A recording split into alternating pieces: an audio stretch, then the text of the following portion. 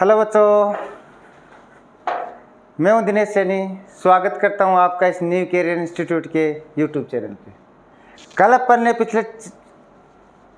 पिछला जो अपना लेक्चर आया था उसमें अपन ने देखा था कि जो समतल दर्पण है उससे प्रतिबिंब किस प्रकार से बनते हैं, या जो समतल दर्पण के लिए अपन ने विचलन कोण पढ़ा था उसका एक न्यूमेरिकल भी करवाया था मैंने। आज अपन बात करेंगे उससे आगे। एक न्यूमेरिकल से स्टार्ट करता हूँ आज का अपना लेक्चर। तो देखो, मान लो एक क्वेश्चन दे रखा है अपन को कि कोई दो दर्पण है, समतल दर्पण, वो एक दूसरे के लंबवत रखें। कोई दो समतल दर्पण है इस प्रकार से,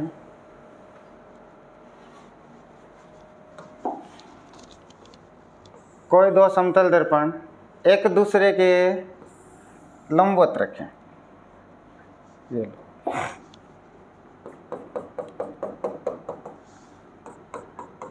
अब एक दर्पण पर आने वाली रे, चाहे वो किसी भी एंगल से आए, एक दर्पण पे कोई रे किसी एंगल थीटा से आ रही है, तो अपन को ये प्रूव करना है कि वो दो बार परावर्तन होने के पश्चात वापस से उसी दिशा में परिवर्तित या उसी दिशा में वापस से चली जाएगी या परावर्तित हो जाएगी।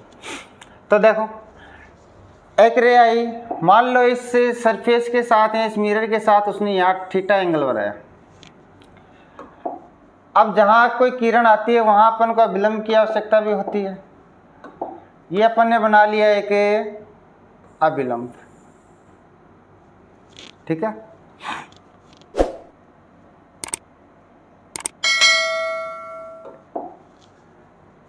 अब ये रे यहाँ से कुछ इस प्रकार से परावर्तित होगी।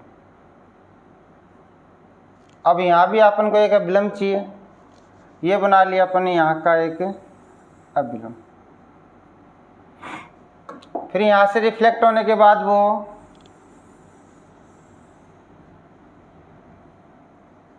कुछ इस प्रकार से चली जाएगी। तो अपन को ये प्रूव करना है कि जो रे आ रही थी वो दो बार परावर्तन होने के पश्चात वापस से उसी दिशा में जा रही, ठीक है। तो डायग्राम कुछ अपने क्वेश्चन का इस प्रकार से होगा।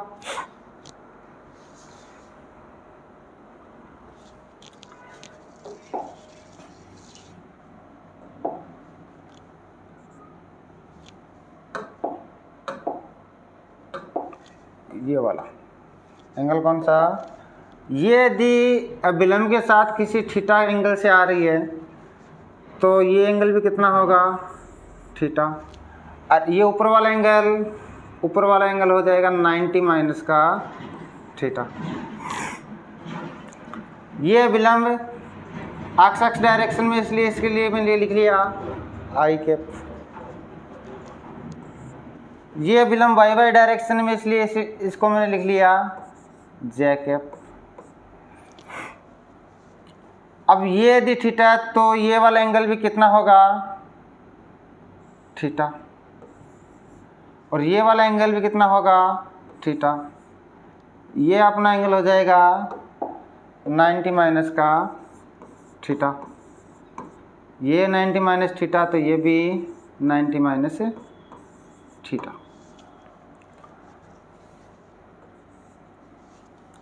ठीक है।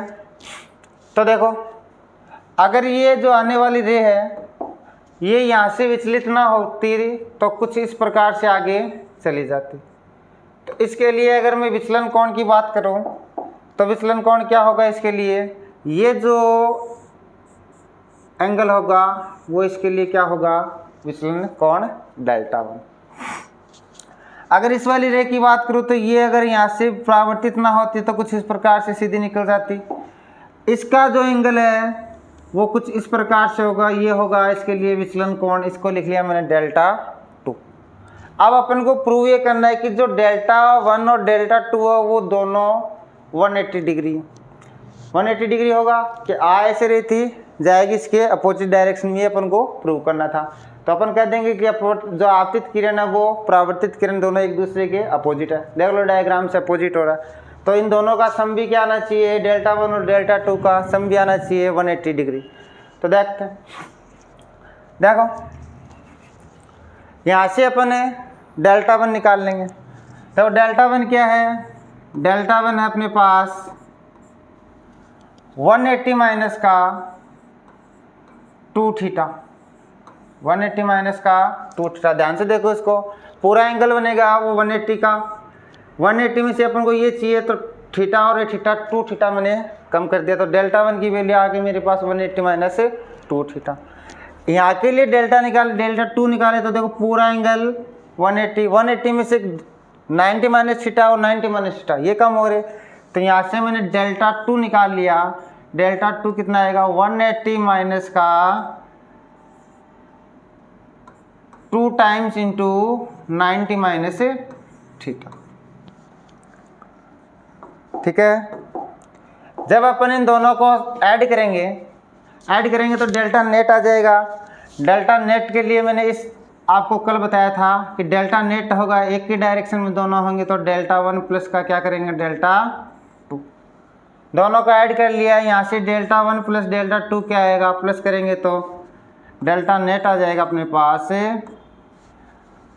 180 माइनस का 2 थीटा प्लस 180 माइनस का 180 2 टाइम्स लिख लेते हैं 90 माइनस का थीटा। जब अपन इसको सॉल्व करेंगे तो 180 माइनस का 2 थीटा प्लस का 180 माइनस का 180 माइनस माइनस प्लस का 2 थीटा, 2 थीटा से 2 थीटा कैंसिल आउट, 180 से प्लस माइनस 180 कैंसिल आउट। तो देखो डेल्टा नेट की वैल्यू कितनी आई, डेल्टा नेट अपने पास आ गया 180 डिग्री। यही अपन को प्रूव करना था कि दो बार परावर्तित, जब दो समतल दर्पण एक दूसरे से लंबवत रखे होते हैं एक दूसरे पर, तब आने वाली किरण चाहे किसी भी एंगल से आए वो 2 बार परावर्तन के पश्चात वापस से उसी दिशा में लौट जाती है। डेल्टा नेट वापस से 180 डिग्री आएगा तो अपन कह देंगे जो आने वाली रे है उसके जाने वाली रे उसके अपोजिट डायरेक्शन में हो जाए। आगे अपन बात करते हैं अब दर्पण के घूर्णन के, दर्पण का घूर्णन।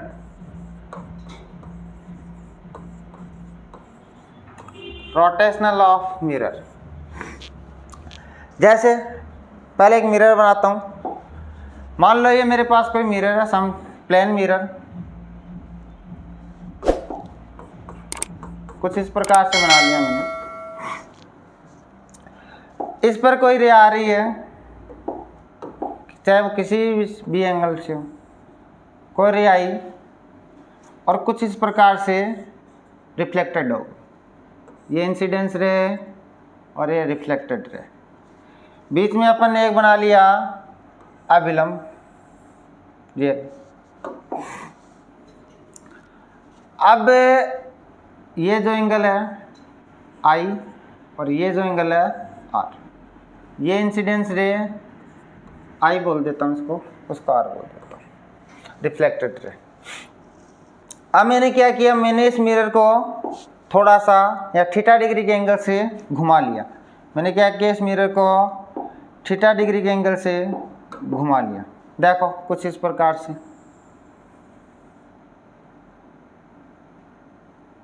ये एंगल मैंने बनाया है,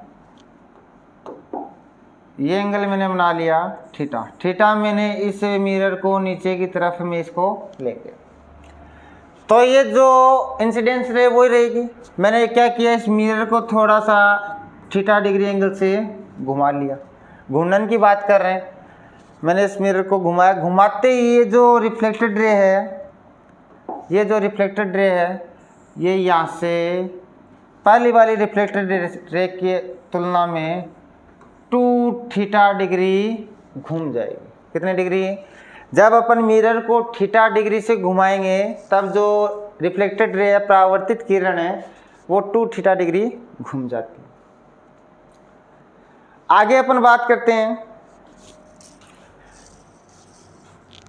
वेलोसिटी की, और बता देता हूँ। ये कोई मिरर लिया अपन ने, प्लेन मिरर है। यदि ऑब्जेक्ट अपना इस मिरर से, ये यहाँ क्या ऑब्जेक्ट की इमेज बनेगी, यहाँ बताया था कल मैंने। यदि ये ऑब्जेक्ट v वेलोसिटी से इस मिरर की तरफ आएगा तो ये जो इमेज है वो 2v वेलोसिटी से इस मिरर की तरफ आएगी। जैसे इसमें समझना, ये कोई प्लेन मिरर लिया, ये इंसिडेंस रे, ये रिफ्लेक्टेड रे,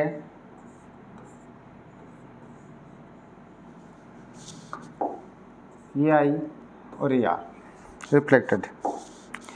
ये मैंने बना लिया एक अभिलंब, ठीक है। इनके बीच का एंगल आई, इनके बीच का एंगल आर। और अपन जानते हैं परावर्तन के नियम से कोण आई बराबर होता है कोण आर। यदि ये आई एंगल मैंने थीटा डिग्री इस साइड घुमाया, यदि जो आपतन कोण है उसको अभिलंब की ओर मैंने थीटा डिग्री घुमाया, तो ये जो रिफ्लेक्टेड किरण है वो भी इसके अपोजिट डायरेक्शन में थीटा डिग्री घूम जाएगी, ठीक है। चलो आगे अपन बात करेंगे प्रतिबिंबों की संख्या की। जब दो दर्पण अपने किसी एंगल पे रखते हैं तो बनने वाले प्रतिबिंबों की संख्या, प्रतिबिंबों की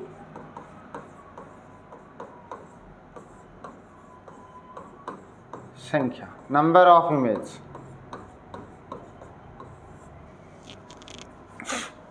देखो, जब दो मिरर किसी ना किसी एंगल पे रखे होते हैं, एक्स वाई जेड कोई भी एंगल हो उन दोनों के बीच का, थीटा एंगल पे, जब दो मिरर है वो कुछ थीटा एंगल पे रखे होते हैं, अगर उन मिरर्स के बीच में अपन ऑब्जेक्ट रखते हैं तो उस ऑब्जेक्ट की बनने वाली इमेज कितनी होगी, उनकी संख्या अपन को फाइंड आउट करना है। तो डायरेक्ट बता देता हूँ। तो जो थीटा होगा उसका अपन को क्या करना पड़ेगा, 360 डिग्री में क्या करना पड़ेगा, उसका भाग देना पड़ेगा। यदि अपने पास दो कंडीशन है, यदि या तो अपने पास क्या आएगा, एक सम नंबर आएगा, या अपने पास क्या आएगा, एक विषम नंबर आएगा। या तो सम नंबर आएगा या फिर विषम नंबर आएगा। जब सम नंबर आता है तो बनने वाले प्रतिबिंबों की संख्या होती है, यहां लिख लेता हूं, प्रतिबिंबों की संख्या, बनने वाले प्रतिबिंबों की संख्या होती है n-1, ठीक है। मान लो अपन दो मिरर्स को 60 डिग्री के एंगल पर रख रखा अपन ने, 360 में 60 का डिवाइड देंगे, भाग देंगे तो 6 आएगा। 6 इवन नंबर सम नंबर है, सम नंबर है तो उससे बनने वाले प्रतिबिंब कितने होंगे, 5, n-1, 6 - 1 = 5। अगर 360 में अपन ने थीटा का भाग दिया, ऑड नंबर आया, विषम नंबर आया, तो विषम नंबर की दो कंडीशन है, विषम नंबर की दो कंडीशन कि यदि अपन उस ऑब्जेक्ट को सिमेट्रिक रख रहे हैं, सममित रख रहे हैं, यदि वो सममित होगा, ऑड नंबर आए, ऑड नंबर की भी दो कंडीशन, अगर अपना ऑब्जेक्ट है दोनों मिरर्स के बीच में सेंटर में रखा हो, सममित हो, तब तो बनने वाले प्रतिबिंबों की संख्या होगी n-1। अगर असममित हो, एसिमेट्रिक हो, असममित हो तो बनने वाले प्रतिबिंबों की संख्या होगी n, बनने वाले प्रतिबिंबों की संख्या n। सिमेट्रिक का मतलब समझा देता हूं, जैसे एक एग्जांपल से देखते हैं अपन। मान लो ये अपने पास कोई मिरर है, कुछ इस प्रकार से मैंने इन दोनों को रख रखा है। मान लेते हैं ये जो एंगल है 40 डिग्री है, ये एंगल है 40 डिग्री। अब जो ऑब्जेक्ट में रख रहा हूं वो ऑब्जेक्ट इन दोनों मिरर्स के एकदम सेंटर में रख रहा हूं, मतलब इस वाले मिरर से एंगल कितना, 20 डिग्री, इस वाले मिरर से इसका एंगल है 20 डिग्री, टोटल 40 डिग्री। तो ये तो कंडीशन है सिमेट्रिक की। इसके लिए बनने वाले प्रतिबिंबों की संख्या हो जाएगी n-1। 360 divide by 40 equals to 9। 9 is a odd number, तो यहाँ से बनने वाले प्रतिबिंब होंगे 9 - 1 इक्वल्स टू 8। सेकंड कंडीशन यहाँ बता देता हूँ। अगर वही दो मिरर हैं, वही 30 डिग्री का एंगल 40 डिग्री का एंगल है दोनों के बीच का, अगर इस बार मैंने उस ऑब्जेक्ट को किसी एक मिरर की ओर रख दिया, मान लो ये इस ऑब्जेक्ट से इस मिरर का एंगल है 10 डिग्री और इस मिरर का इस ऑब्जेक्ट के साथ एंगल बनेगा वो है 30 डिग्री पे रख रखा है, ठीक है। तो ये कंडीशन कहलाती है असममित की।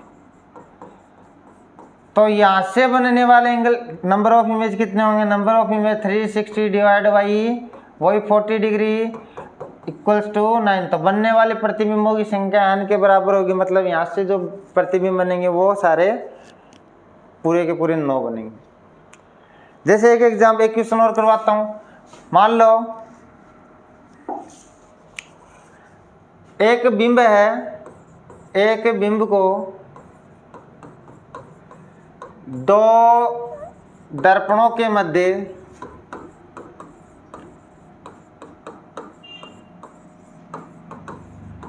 (72 डिग्री पे रख रखा है। कहाँ रख रखा है? एक बिंब को दो दर्पणों के मध्य रख रखा है।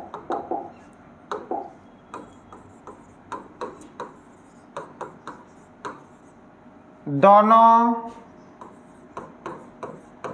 दर्पण 72 डिग्री पे, ऐसे लिखेंगे, दोनों दर्पण 72 डिग्री पर रखें।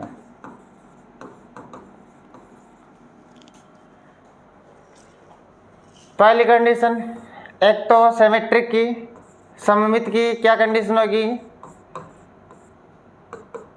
और एक असममित, एक असममित।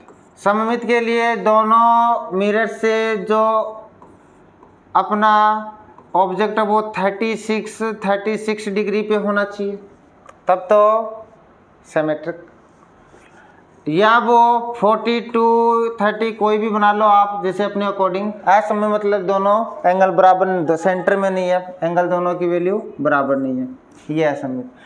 अगर ऑब्जेक्ट को अपन 36 डिग्री पे रखते हैं तब बनने वाले नंबर ऑफ इमेज कितने होंगे? 360 डिवाइड बाई 72 इक्वल्स टू 5। और बनने वाले सममित के लिए बता रहा हूँ, बनने वाले इमेज होंगे 9 - 1 इक्वल्स टू 5 - 1 बराबर 4। 4 कितने प्रतिबिंब बनेंगे?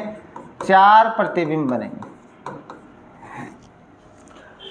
अगर असममित हो तो n इक्वल्स टू क्या आएगा? 360 डिवाइड बाई थीटा। थीटा की वैल्यू 72 का जब इसमें भाग देंगे तो वैल्यू आएगी 5। अब बनने वाले प्रतिबिंबों की संख्या कितनी हो जाएगी? 5। प्रतिबिंबों की संख्या यहाँ से आएगी 5, ठीक है। तो यहाँ तक जो अपन ने पढ़ा, समतल दर्पण मैंने डिटेल से बता दिया आपको कि पहले अपन ने समतल दर्पण से बनने वाले प्रतिबिंब बिंब की रचना की, कहाँ बनेंगे, कैसे बनेंगे, उनकी साइज क्या होगी, दूरी क्या होगी मिरर से।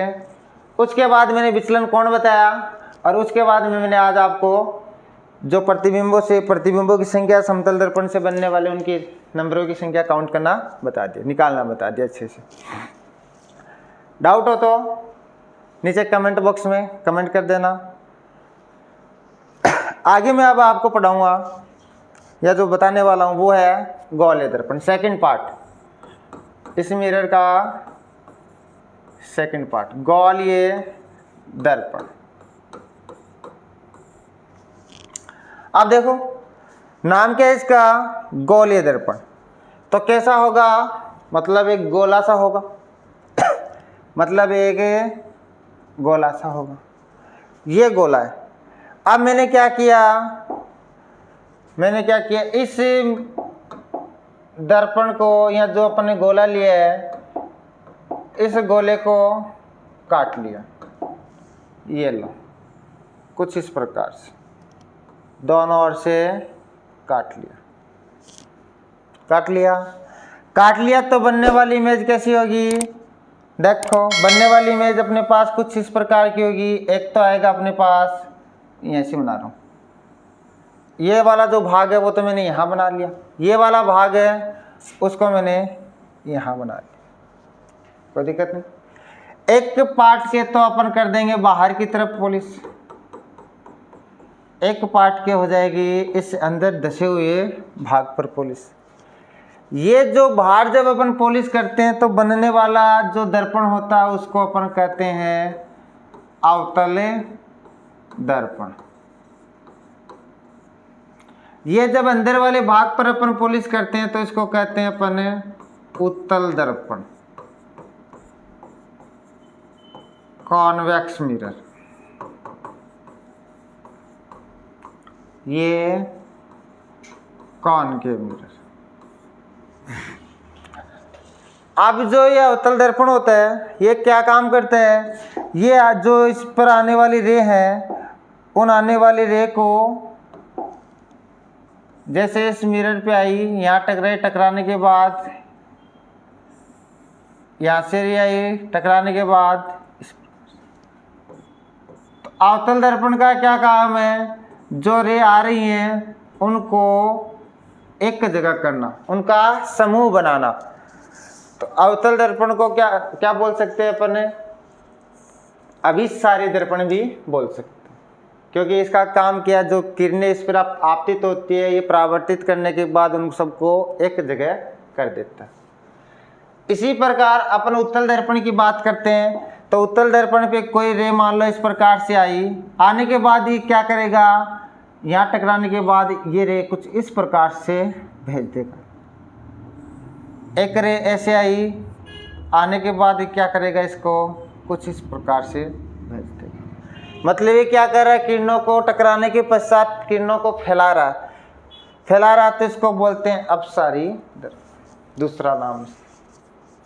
ठीक है, अब बात करते हैं आगे अपन, आगे वाले पेज स्लाइड में बना।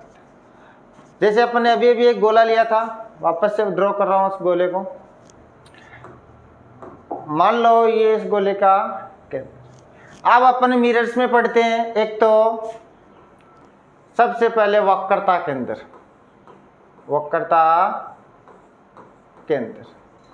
वक्रता केंद्र क्या हो सकता है भाई? कि ये जो अपना जो मिरर है, मान लो ये अपना मिरर कुछ इस प्रकार का, बाहर की तरफ पॉलिश वाला, एक मिरर अपना अंदर की तरफ पॉलिश वाला। ये अपन ने जो मिरर लिया है वो किसी ना किसी एक गोले का भाग है। जब अपन आप इसको पूरा बनाओगे तो एक गोला बनेगा।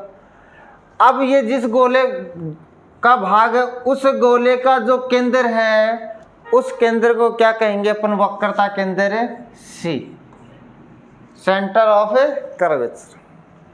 सेकंड ये बना लेता हूँ, लो यहाँ पे ये हो गया। फिर आगे देखते हैं अपन वक्रता त्रिज्या, वक्रता त्रिज्या, इसको कैपिटल आर से डिनोट करेंगे। अब वक्रता त्रिज्या क्या? ये गोला, इसी गोले के भाग हैं दोनों, या किसी अन्य गोले के भाग हो, किसी ना किसी गोले के भाग होंगे गोले दर्पण। तो जिस गोले के भाग हैं, जिस काल्पनिक गोले के भाग है, उनकी जो रेडियस होती है, उनकी जो त्रिज्या होती है, वही क्या कहलाती है? वक्रता त्रिज्या, रेडियस ऑफ कर्वेचर। आगे बात करते हैं फोकस बिंदु की। फोकस बिंदु, फोकस बिंदु को कैपिटल एफ से लिखते हैं। फोकस बिंदु क्या है? जो मुख्य अक्ष के समांतर जो किरणें आती हैं, मुख्य अक्ष के समांतर जो किरणें आती हैं, यहाँ आने वाली किरणों को ये क्या करता है भाई? समांतर आने वाली किरणों को जिस बिंदु से जाती है, समांतर आने वाली किरणें टकराने के पश्चात जिस बिंदु से गुजरती है उस बिंदु को अपन क्या कहते हैं? फोकल पॉइंट या फोकस बिंदु। अब ये जो दर्पण अपना, ये किसी न किसी गोले का भाग है, किसी न किसी गोले का भाग है। जैसे ये दर्पण मैंने यहाँ से काटा तो ये इस गोले का भाग है, यहाँ से इधर वाला लिया मैंने। तो ये जो रिफ्लेक्टेड सरफेस है यहाँ से लेके इस ए बिंदु से लेके इस बी बिंदु तक, इसको कहते हैं अपन द्वारक। इस परावर्तक सतह को अपन क्या कहते हैं, ए से लेके बी तक का जो परावर्तक सरफेस है, रिफ्लेक्टेड सरफेस है, उसको क्या कहेंगे अपन, द्वारक कहेंगे। ठीक है। अब इस द्वारक का जो केंद्र बिंदु है, इस द्वारक का एक सेंटर पॉइंट ये, इस सेंटर पॉइंट को अपन कहते हैं ध्रुव। क्या कहते हैं इसको, ध्रुव, पॉल कहते हैं, पी से डिनोट करते हैं इसको। अब जो वक्रता केंद्र और ध्रुव को मिलाने वाली रेखा होती है, उसको बोलते हैं अपन मुख्य अक्ष। उसको क्या बोलते हैं अपन, मुख्य अक्ष। ये हो गया मुख्य अक्ष, प्रिंसिपल एक्सिस। नेक्स्ट क्या आएगा,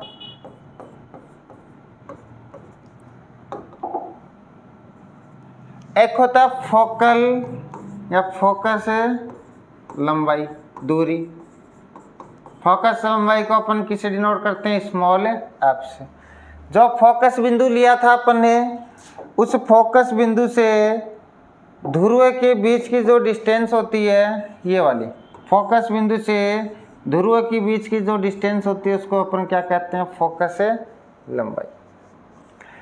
एक होता है फोकल तल या फोकल सरफेस। फोकस तल, फोकस तल हमेशा ये जो इंसिडेंस रे है या जो ये मुख्य अक्ष है, इसके लंबवत होता है। और कहाँ पे होता है, फोकल या फोकस बिंदु पे, फोकस बिंदु पर मुख्य अक्ष के लंबवत। फोकस बिंदु पर मुख्य अक्ष के लंबवत जो तल होता है, उसको अपन कहते हैं फोकस तल। अब अपन गोलीय दर्पण से प्रतिबिंब निर्माण करें। देखो, गोलीय दर्पण से प्रतिबिंब निर्माण,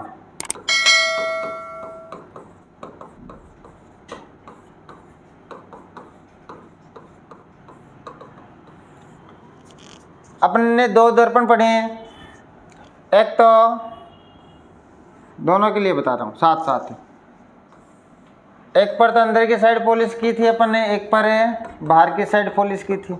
अभी अपन ने पढ़ लिया कि इसके सेंटर वक्रता के अंदर और ध्रुव से जाने वाली रेखा को अपन बोलते हैं मुख्य अक्ष। ये हो गई दोनों की मुख्य अक्ष। अब जहाँ से जाती है उस बिंदु को कहते हैं अपन ध्रुव। इसका ये जिस गोले का भाग है, इसको सी मान लिया। ठीक है, एक ये ध्रुव है, ये सी मान लिया। देखो, पहली कंडीशन, प्रतिबिंब निर्माण से पहले कंडीशन बता रहा हूँ।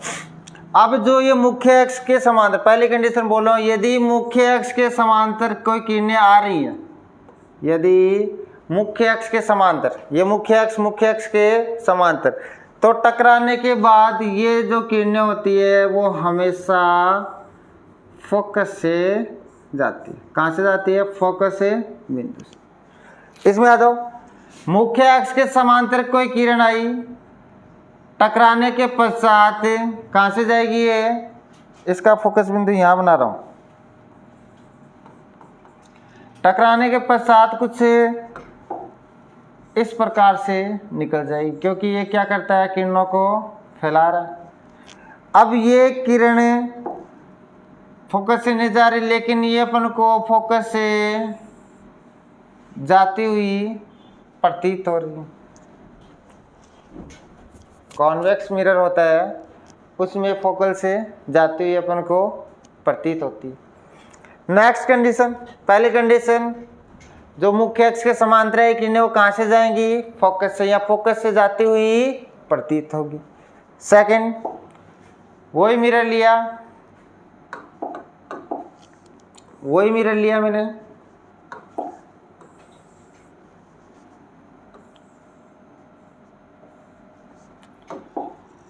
ये बना ली मैंने दोनों की मुख्य अक्ष,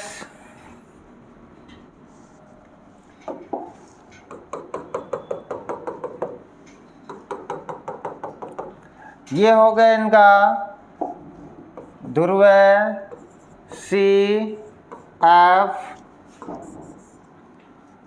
ये इसका ध्रुव है, ये जिसको लेगा भाग उसके केंद्र को सी, ये एफ। सेकंड कंडीशन अपनी, जो अभी भी पीछे अपन ने पढ़ा, मुख्य अक्ष के समांतर आने वाली किरण हमेशा फोकस से जाती है, या फोकस से आने वाली रे टकराने के पश्चात कहाँ से जाएगी, मुख्य अक्ष के समांतर हो जाती है। इस वाली कंडीशन में देखो, मुख्य फोकस से आने वाली किरण कुछ इस प्रकार से आई, टकराने के पश्चात मुख्य अक्ष के समांतर, तो ये कहाँ से जाती है प्रतीत होगी अपन को, फोकस से बिंदु से,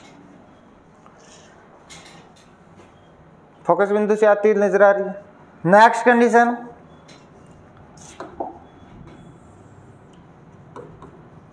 छोटा बना लेता हूँ थोड़ा,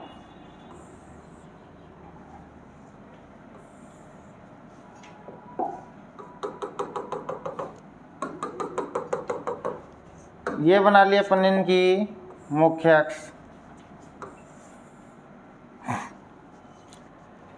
अगर ये इसका ध्रुव है, ये सी पॉइंट, ये एफ पॉइंट, ये इसका सी पॉइंट, ये इसका एफ पॉइंट और ये इसका ध्रुव, यदि कोई रे सी से आ रही है, यदि कोई रे सी से होते हुए आ रही है तो वो वापस से उसी दिशा में लौट जाएगी। इसके लिए डेल्टा विचलन या जो विचलन कोण था वो मैक्सिमम होता है कितना, 180। वक्रता के अंदर सी से आने वाली किरण होती है वो वापस से उसी दिशा में लौट जाती है। इस वाली कंडीशन के लिए देखो, ऐसे कोई किरण आ रही है, जब यहाँ आपतित होगी तो वापस से इसी दिशा में लौट जाएगी। क्यों? क्योंकि अपन को कहाँ से आती हुई प्रतीत हो रही है, ये अपन को वक्रता केंद्र से या वक्रता केंद्र पर जाती हुई प्रतीत हो रही है।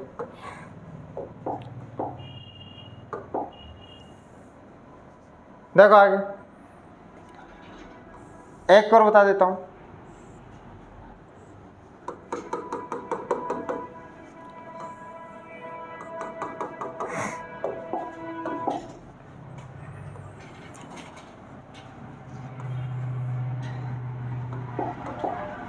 ये ध्रुव है, ये सी पॉइंट, ये एफ पॉइंट, ये इसका ध्रुव है, ये एफ पॉइंट और ये सी पॉइंट। यदि कोई किरण इस ध्रुव पर आपतित हो रही है तो इस मुख्य अक्ष और ध्रुव के बीच जितना एंगल बनेगा उतने ही एंगल से क्या होगी, वो रिफ्लेक्टेड हो जाएगी। यदि कोई किरण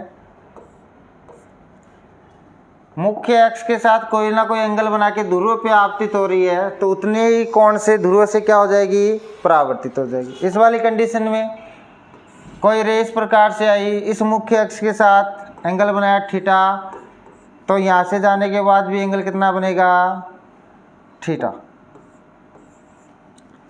तो अब अपन आराम से प्रतिबिंब का निर्माण है वो कर सकते हैं। तो देखो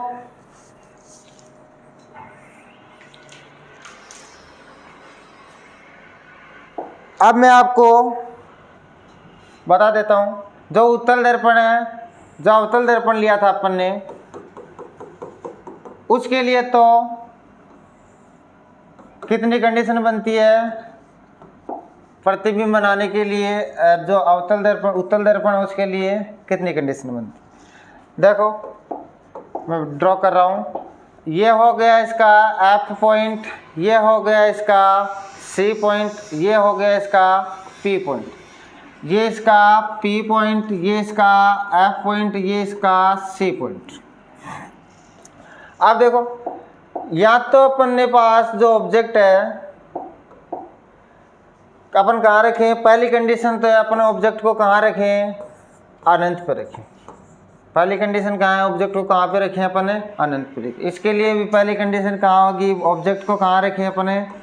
अनंत पर रखें। और ऑब्जेक्ट हमेशा परावर्तित सतह की ओर होगा, ये भी ध्यान रखना। जो परावर्तित सतह है हमेशा ऑब्जेक्ट उसी साइड होगा। पुलिस वाली सतह पे, पुलिस वाली साइड कभी भी अपन ऑब्जेक्ट को, बिंब को नहीं रखते।